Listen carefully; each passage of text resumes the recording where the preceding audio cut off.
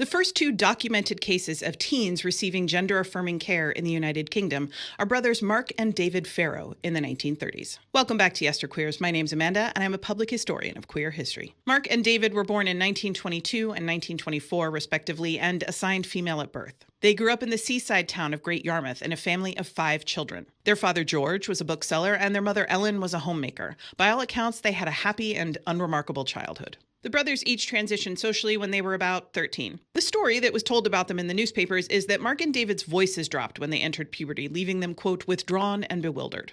Now, it is entirely possible that Mark and David were intersex and that puberty enhanced some of their more masculine physical features. However, being intersex was also a requirement for accessing gender-affirming care in England in the 1930s, so this could also just be a plausible cover story. Unfortunately, the 2,000-word piece that Mark wrote about his childhood and transition has been lost to time, so we'll never know for sure. What we do know for sure is that Mark and David were raised and socialized as girls, and by the time they were 13, they were able to clearly articulate that they were and always had been boys. The Ferrow family supported Mark and David completely, but their classmates were a little more, let's say, skeptical. So much so that Mark actually left school for about a year and a half after he started his transition. George and Ellen thought that a new environment would make their transitions easier. So, thanks to the generosity of a neighbor who paid travel, living, and medical expenses, Mark and David were sent to art school in Maidstone, which was 150 miles away.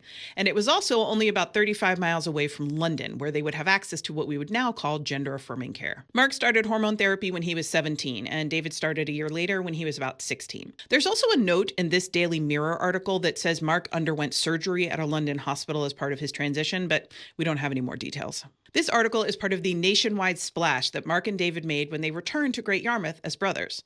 And what's interesting about all of this coverage is that it is very positive. Their transition is framed as an example of groundbreaking modern medicine, and all of the quotes from neighbors are about how much they admire the boys' courage. Coverage of the Ferrow brothers' return to Great Yarmouth ended abruptly, however, because the United Kingdom entered World War II just a week later.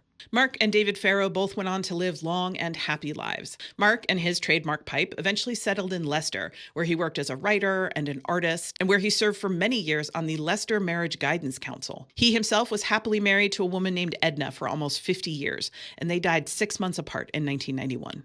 David, on the other hand, stayed in Great Yarmouth and became a beloved elder of the community. He followed in his father's footsteps and became a bookseller, eventually opening a store near the town center that stocked 30,000 titles. Though he couldn't find information about a spouse, he did have a daughter named Jan. He died in 2006 at the age of 82. That's it for today. As always, more information, including sources and further reading, is available in the usual place.